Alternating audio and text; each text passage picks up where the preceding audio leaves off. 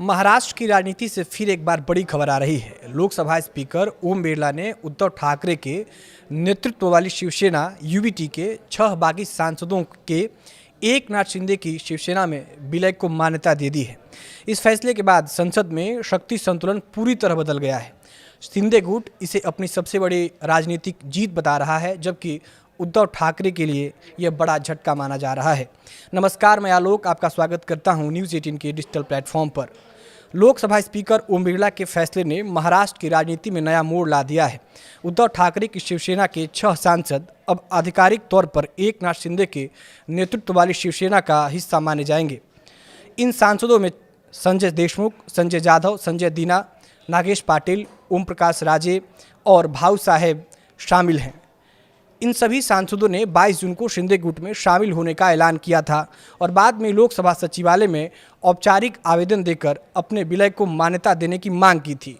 Speaker की मंजूरी के बाद अब लोकसभा में उद्धव ठाकरे की पार्टी के केवल 3 सांसद रह गए हैं, जबकि एकनाथ शिंदे की शिवसेना के सांसदों की संख्या बढ़कर 13 हो गई है। यह फैसला इसलिए भी अहम है क्योंकि 2024 के लोकसभा चुनाव में उद्धव ठाकरे की पार्टी 9 सांसद और शिंदे गुट के 7 सांसद जीत कर आए थे। अब समीकरण पूरी तरह बदल चुका है। एकनाथ शिंदे ने पहले ही दावा किया था कि यह पूरा विलय संविधान और 10वीं अनुसूची यानी दल बदल विरोधी कानून के तहत किया गया है। उनके मुताबिक 6 सांसद 2/3 बहुमत के साथ उनकी पार्टी में शामिल हुए और सभी संवैधानिक और प्रक्रियागत शर्तों का पालन किया गया है।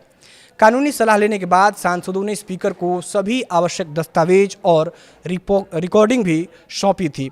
शिंदे ने कहा था कि लोकतंत्र में बहुमत सर्वोपरि होता है और जब किसी विधायी दल के 2/3 सदस्य विलय का फैसला करते हैं तो दल बदल कानून के तहत उन्हें अयोग्यता का सामना नहीं करना पड़ता।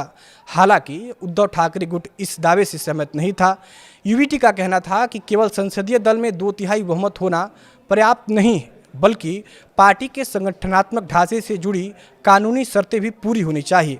गौरतलब है कि 2022 में शिवसेना में हुई ऐतिहासिक बगावत के बाद दोनों गुट पार्टी के नेतृत्व, संगठन और चुनाव चिन्हों को लेकर लगातार आमने सामने हैं। इससे पहले निर्वाचन आयोग भी शिवसेना का नाम और तीर कमान चुनाव चिन्ह एकनाथ शिंदे गुट को दे चुका है। अब लोकसभा स्पीकर के इस फैसले ने शिंदे गुट की स्थिति संसद में और मजबूत कर दी है। खास बात यह है कि यह फैसला संसद के मॉनसून सत्र शुरू होने से ठीक पहले आया है, जिससे बीजेपी के नेतृत्व वाले एनडीए की संसदीय ताकत और भी बढ़ गई है। अब सभी की नज़र इस बात पर होगी कि उद्धव ठाकरे गुट इस फैसले को अदालत में चुनौती देता है या फिर महाराष्ट्र की राजनीति में कोई नया सियासी मोड़ देखने को मिलता है। देश दुनिया की तमाम बड़ी खबरें देखने के लिए देखते रहिए न्यूज़ 18 का डिजिटल प्लेटफॉर्म।